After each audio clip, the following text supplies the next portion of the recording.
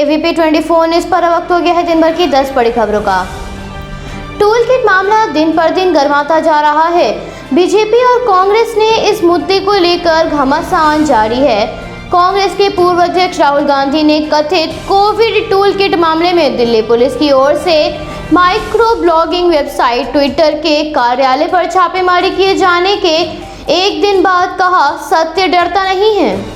कांग्रेस और भाजपा दोनों एक दूसरे पर इस मुद्दे को लेकर आक्रामक है। भाजपा प्रवक्ता संबित पात्रा ने टूल किट को लेकर एक ट्वीट करते हुए इसे मैनिपुलेटेड मीडिया बताया था। इस पर कार्रवाई करते हुए दिल्ली पुलिस की स्पेशल सेल ने ट्विटर को नोटिस भेजा है, जिसके बाद दिल्ली पुलिस की स्पेशल सेल ने ट्विटर से पूछा है कि ऐसे क्या तथ्य हैं कंपनी के पास जिसके आधार पर उसने टूल किट को लेकर किए गए ट्वीट को मैनिपुलेटेड मीडिया बताया गया है। दिल्ली पुलिस के विशेष प्रकोष्ठ की टीम ने कथित कोविड टूल किट मामले की जांच के संबंध में ट्विटर इंडिया के दिल्ली और गुरुग्राम स्थित कार्यालयों पर सोमवार को छापेमारी की। छापेमारी के एक दिन के बाद राहुल गांधी ने तंज कसते हुए ट्वीट किया, साथ ही हैशटैग टूल किट का इस्तेमाल भी किया।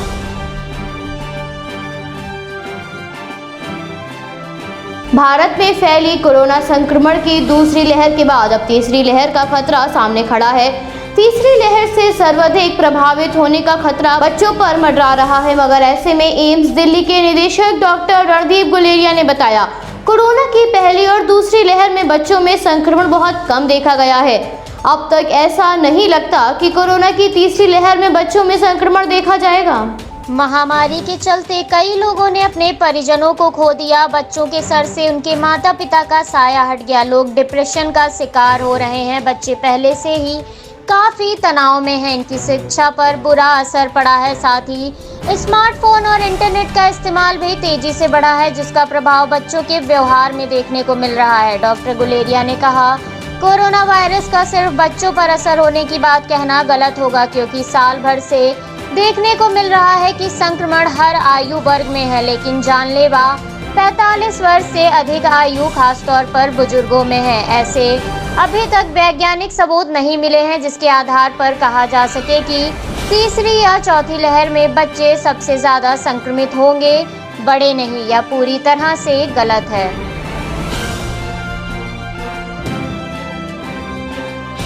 उत्तर प्रदेश के मुख्यमंत्री इन दिनों राज्य में कोरोना महामारी की तीसरी लहर के लिए की गई तैयारियों की समीक्षा के लिए दौरे पर जा रहे हैं। इस कड़ी में मुख्यमंत्री आज गोरखपुर जाएंगे। इस दौरान मुख्यमंत्री 300 बेड के 2 अस्पतालों का उद्घाटन करेंगे। इसके साथ ही जिला अस्पताल, एम्स, मेडिकल कॉलेज का निरीक्षण भी करेंगे और वर्तमान के साथ ही कोरोना की तीसरी लहर को लेकर चल रही तैयारियों आदि के बारे में BRD मेडिकल कॉलेज में ही स्वास्थ्य विभाग एवं प्रशासन के अफसरों के साथ बैठक करेंगे। इसके बाद मुख्यमंत्री एम्स में 200 बेड के कोविड अस्पताल की तैयारियों का जायजा लेंगे।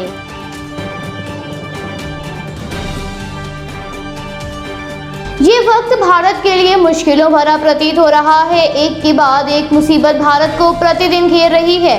एक संकट से निकलते ही दूसरा सामने खड़ा हो जाता है। कोरोना महामारी के साथ ब्लैक और व्हाइट फंगस से जूझ रहे भारत में अब येलो फंगस की पुष्टि हुई है। पटना में कुछ दिन पहले येलो फंगस का मामला सामने आया था। अब गाजियाबाद में भी येलो फंगस मिला है। येलो फंगस पर विशेषज्ञों का कहना है ये फंगस ब्लैक और व्हाइट से भी ज्यादा घातक और जानलेवा है। इसके लक्षण भी इन दिनों फंगस से पूरे भिन्न हैं। इससे येलो फंगस इसलिए कहते हैं क्योंकि ये टूटे हुए कच्चे अंडे की तरह दिखता है। वाराणसी के काशी हिंदू विश्वविद्यालय के इंस्टीट्यूट ऑफ मेडिकल साइंसेज के न्यूरोलॉजी विभाग के प्रोफेसर विजयनाथ मिश्रा के अनुसार फंगस मानव शरीर से लेकर पूरे वातावरण में मौजूद है। हालांकि येलो फंगस असल में फंगस नहीं है। वे बताते हैं ये एक तरह का फ्यूलगोसेप्टिका है। इसकी चपेट में आने वाले व्यक्ति की आंख और दांत के साथ बलगम में मवाद आ जाता है। ये पस कुछ ऐसा ही होता है जैसे कुत्ते की उल्टी। पस का रंग पीला होने के कारण इसे कोरोना वायरस के दौर में ब्लैक और व्हाइट फंगस के बाद येलो फंगस कहा जा रहा है।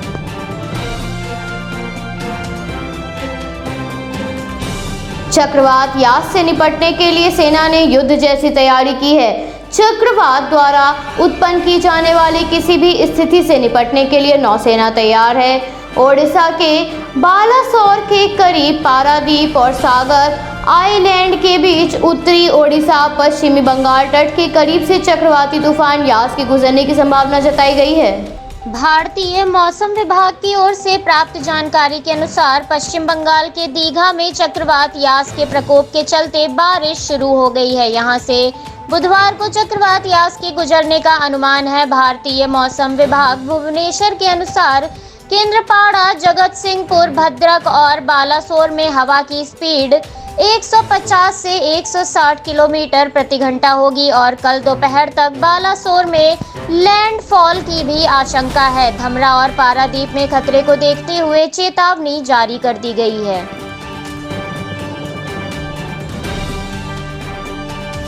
भारत में महामारी का प्रकोप बना हुआ है, मगर ऐसे में नेताओं की राजनीति कम होने का नाम नहीं ले रही है।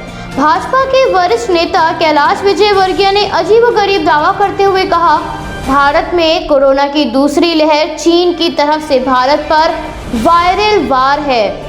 उन्होंने दावा किया है कि कोरोना की दूसरी लहर प्रधानमंत्री की लोकप्रियता को खत्म करने की एक साजिश है। पक्ष विपक्ष की अपनी राजनीति चल रही है। इस महामारी से हर रोज लाखों लोग संक्रमित हो रहे हैं और हजारों लोगों की मौत हो रही है। ऐसे में विजयवर्गीय का ये बयान काफी आश्चर्यजनक है। भाजपा नेता विजयवर्गीय ने सवाल उठाते हुए कहा, कोरोना की ये लहर आई है या भेजी गई है, ये सोचने वाली बात है। भारत में परेशानी पैदा करने के लिए ये चीन का वायरल वॉर है। कोरोना की दूसरी लहर सिर्फ भारत में ही आई है। ये भूटान, पाकिस्तान, अफगानिस्तान, श्रीलंका, बांग्लादेश जैसे पड़ोसी देशों में नहीं आई है। ये एक जांच का विषय है।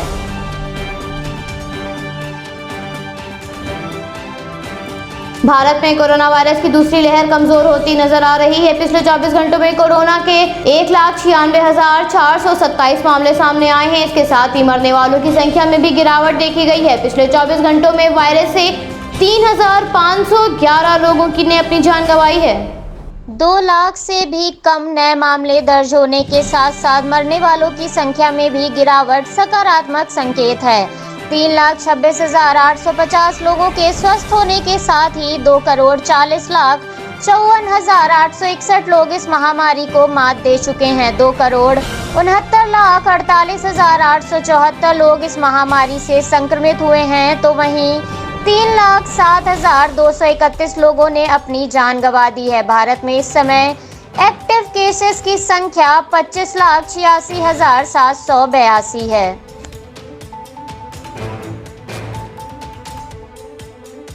बारहवीं कक्षा की बोर्ड परीक्षा और पेशेवर प्रवेश परीक्षाओं को लेकर राज्य अपने सुझाव साझा करेंगे। राज्य से मिले सुझावों के आधार पर बुधवार को रिपोर्ट बनाई जाएगी, जिस पर केंद्रीय रक्षा मंत्री की अध्यक्षता वाली कैबिनेट मंत्रियों वाली कमेटी इस पर मंथन और राय देगी। कोरोना काल के चलते स्टूडेंट्स के एग्जाम्स को लेकर प्रश्न अभी भी बना हुआ है। फैसला लेने से पहले स्वास्थ्य और शिक्षा विशेषज्ञ की राय भी उसमें शामिल की जाएगी। परीक्षाओं पर आखिरी फैसला लेने के लिए पहले पीएमओ को भी जानकारी दी जाएगी, क्योंकि 23 मई की उच्च स्तरीय बैठक पीएम के दिशा निर्देश पर ही राज्यों के साथ उच्च स्तरीय बैठक आयोजित हुई थी। वरिष्ठ अधिकारी से प्राप्त जानकारी के अनुसार शिक्षा मंत्रालय और सीबीएसई बोर्ड को मंगलवार को राज्यों से मिलने वाले लिखित सुझाव का इंतजार है।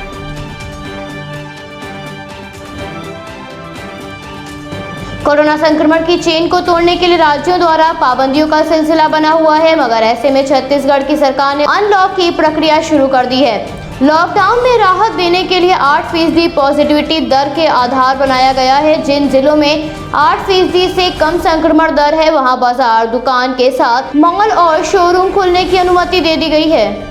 भारत में मौजूदा हालातों को देखते हुए ऐसा लग रहा है कि कोरोना संक्रमण की दूसरी लहर धीमी पड़ने लगी है। प्रतिदिन मिलने वाले मामलों में गिरावट देखी जा रही है। ऐसे में जहां 8% पॉजिटिविटी दर है, वहां अनलॉक प्रक्रिया को शुरू किया जा सकता है। लेकिन जिन जिलों में 8% या उससे अधिक संक्रमण दर है, वहां आगामी 5 दिनों तक मौजूदा व्यवस्था ही लागू रहेगी। सरकार ने इस संबंध में सभी जिलों के लिए गाइडलाइंस जारी कर दी हैं। हालांकि अभी भी राज्य के ज्यादातर जिलों में अप्रैल के पहले और दूसरे सप्ताह से लॉकडाउन लागू है।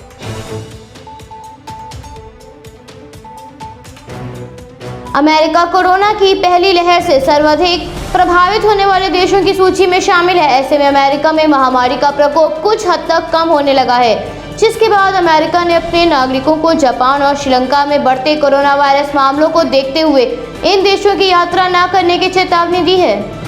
अमेरिका के विदेश विभाग ने कहा, इस सप्ताह निम्नलिखित यात्रा सलाह का मूल्यांकन किया जाएगा और अपडेट के साथ फिर से जारी किया जाएगा, जिसे स्तर 4 तक बढ़ा दिया गया है। जारी किए गए मूल्यांकन के अनुसार जापान श्रीलंका की यात्रा नहीं करने की सलाह दी जा रही है। सीडीसी ने एक नए अलर्ट में कहा, अमेरिकियों को जापान की सभी यात्रा से बचना चाहिए और किसी को भी वहां यात्रा करने से पहले टीकाकरण करा लेना चाहिए।